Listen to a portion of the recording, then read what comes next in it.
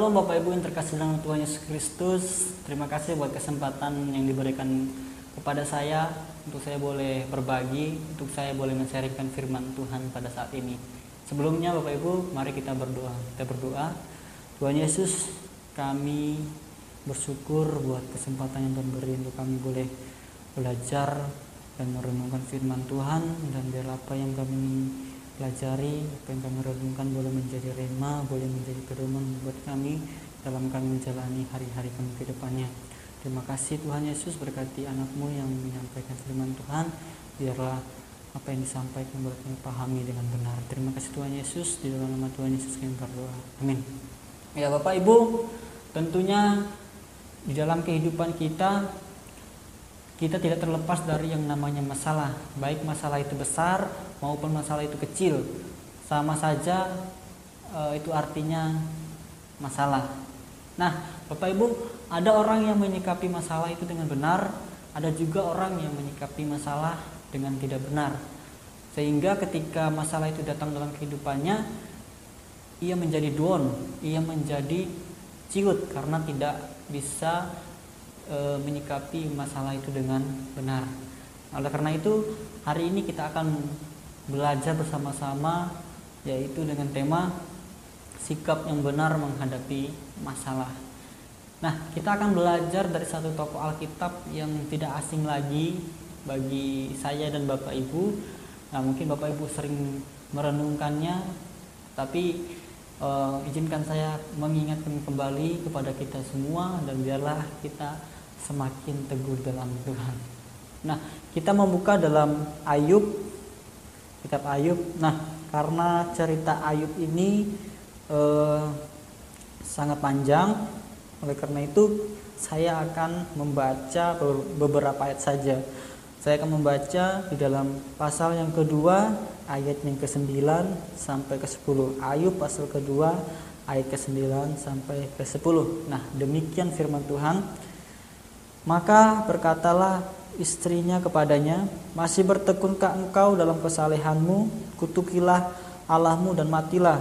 Ayat yang ke-10, tetapi jawab Ayub kepadanya, engkau berbicara seperti perempuan gila.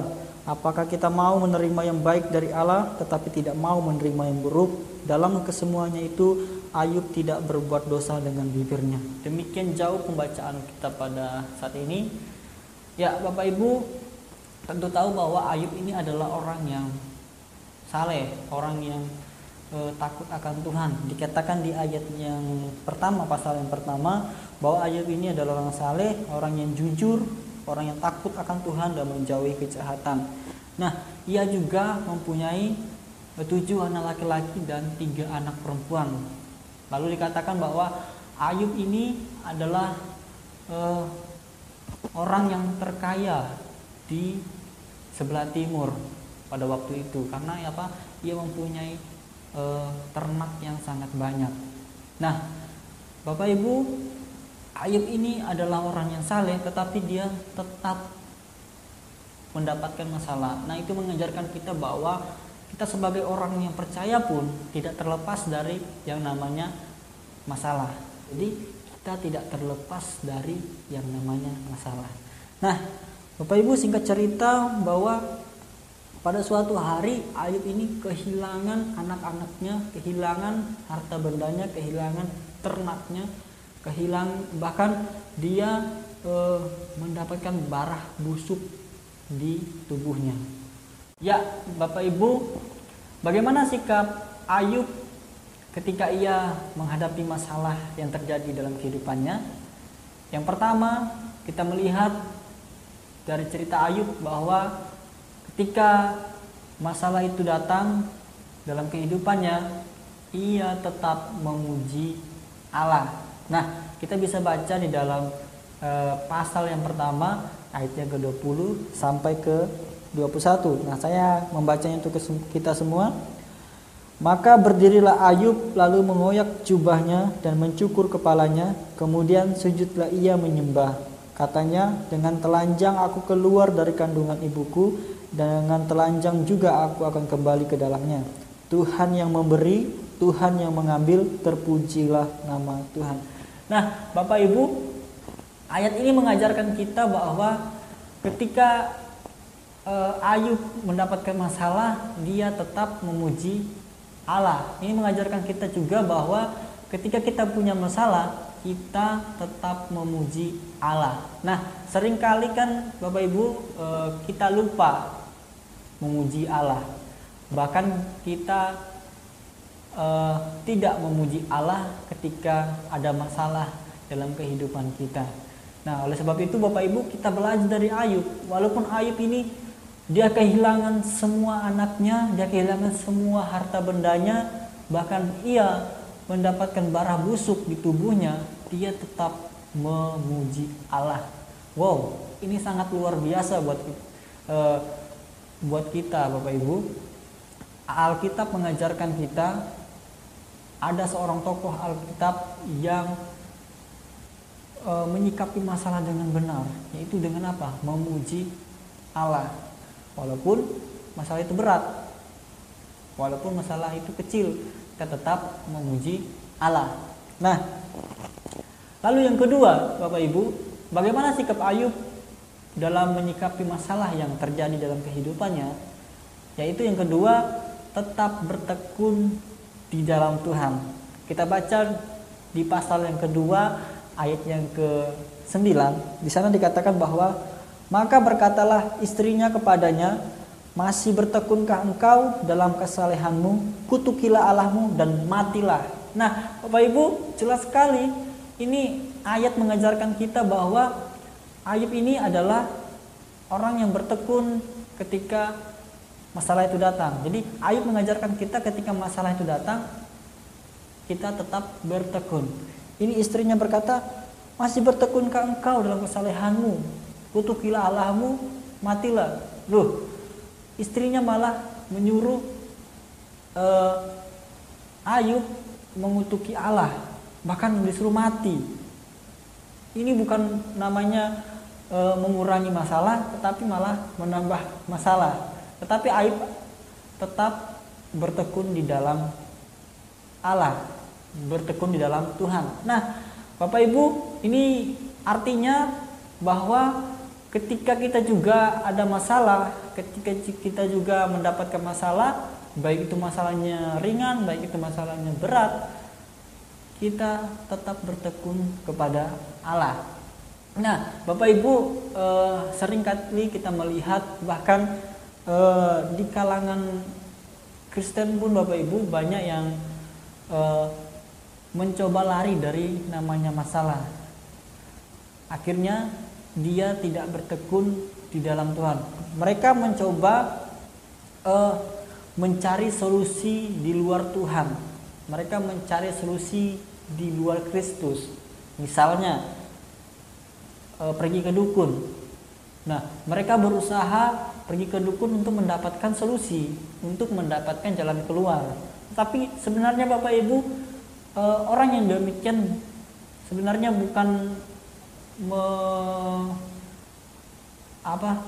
menyelesaikan masalah, tetapi malah menambah masalah. Masalahnya apa? Yaitu rusaknya hubungan dengan Allah. Kita tadinya hubungannya baik, ya, hubungannya bagus sama Tuhan, tetapi karena kita pergi ke dukun, pergi penyembahan berhala, pergi main-main dengan kuasa gelap, maka kita malah merusak hubungan kita dengan Allah. Nah, kita sebagai orang Kristen Bapak Ibu, kita sebagai orang yang percaya, kita tidak boleh melakukan hal yang demikian.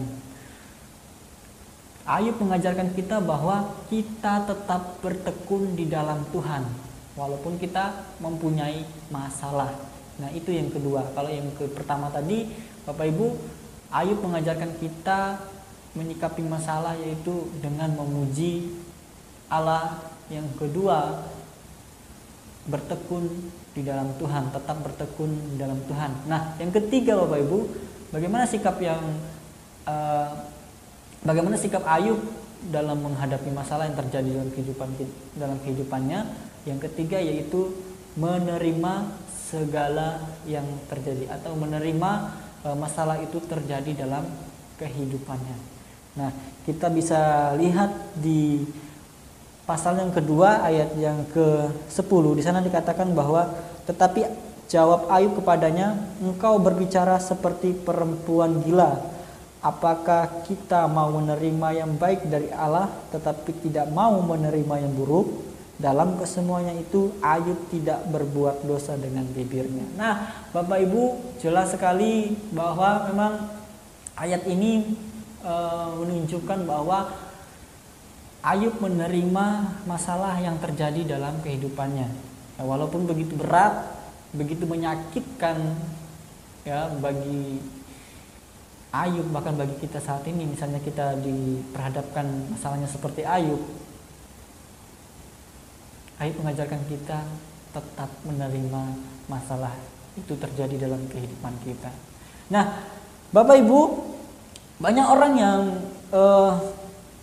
ketika ada masalah mereka lari, mereka tidak mau menerima masalah itu. Ya, mereka tidak mau menerima masalah. Bahkan mereka malah menghindar masalah itu dalam kehidupannya.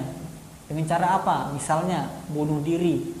Nah, Bapak Ibu, orang yang bunuh diri sebenarnya tidak terlepas dari masalah. Malah dia mendapatkan masalah. Masalahnya apa? Masalahnya tidak mendapatkan hidup yang kekal. Nah, Bapak Ibu, kita sebagai orang percaya janganlah demikian. Ya, kita diajarkan bahwa kita ketika ada masalah, kita diajarkan untuk menerima masalah itu. Mengapa diterima, Bapak Ibu? Karena ketika kita menerima masalah yang terjadi dalam kehidupan kita, itu membuat kita membentuk diri kita, membentuk iman kita semakin teguh di dalam Tuhan, semakin percaya kepada Tuhan. Nah, Bapak Ibu, Ayub ketika melewati semua masalah yang terjadi dalam kehidupannya dengan benar, menyikapi masalah yang terjadi pada dirinya dengan benar, dikatakan di sana bahwa di cerita Ayub bahwa ia dipulihkan oleh Tuhan 2 kali lipat dengan yang ia punya sebelumnya. Nah, kita lihat di dalam pasal yang ke-42 ayat yang ke-10, di sana dikatakan, lalu Tuhan memulihkan keadaan Ayub setelah ia meminta doa untuk sahabat-sahabatnya, dan Tuhan memberikan kepada Ayub 2 kali lipat dari segala kepunyaannya dahulu. Nah, Bapak Ibu, ini sangat luar biasa.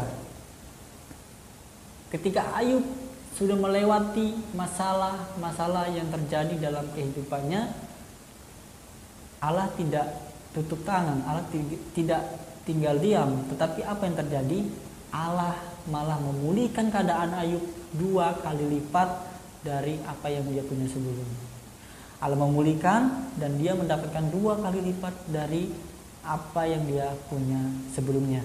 Nah, demikian juga Bapak Ibu, kita sebagai orang percaya, kita percaya juga bahwa ketika kita mampu melewati masalah-masalah yang terjadi dalam kehidupan kita, kita percaya juga bahwa Tuhan memulihkan keadaan kita, dan pemulihan Tuhan itu malah 2 kali lipat dari apa yang kita miliki sebelumnya. Jadi saya ulangi bahwa sikap kita yang benar dalam menghadapi masalah adalah, yang pertama, ketika masalah itu datang, kita tetap memuji Allah. Seperti Ayub tetap memuji Allah. Yang kedua, kita tetap bertekun di dalam Tuhan. Jangan lari dari Tuhan. Seperti Ayub mengajarkan kita bahwa dia tetap bertekun di dalam Tuhan walaupun masalahnya begitu berat di dalam kehidupannya. Lalu yang ketiga, sikap yang benar dalam menghadapi masalah adalah menerima masalah itu yang terjadi. Seperti Ayub juga menerima masalah yang terjadi dalam kehidupannya saat itu.